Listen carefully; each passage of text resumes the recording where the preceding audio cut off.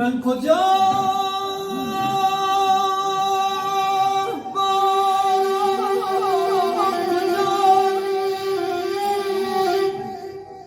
باران کجا نان بی پایان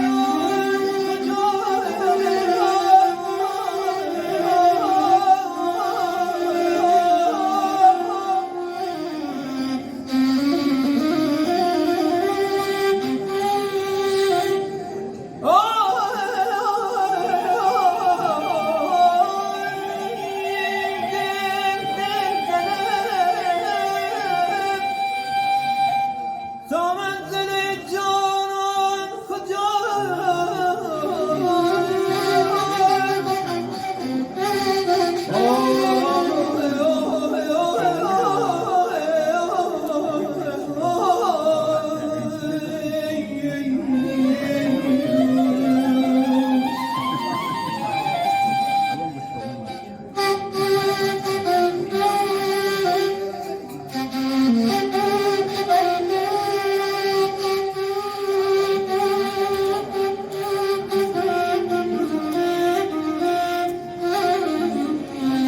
من که قدر گوهر پاک تو میدانستم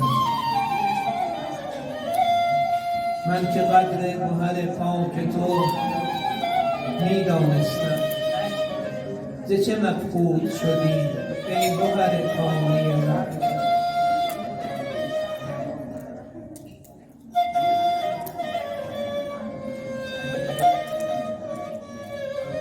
من یکی مرغ غزلخوان تو بودم من یکی مرغ غزلخوان تو بودم چه افتاد که دگر گوش ندادی به نواخوان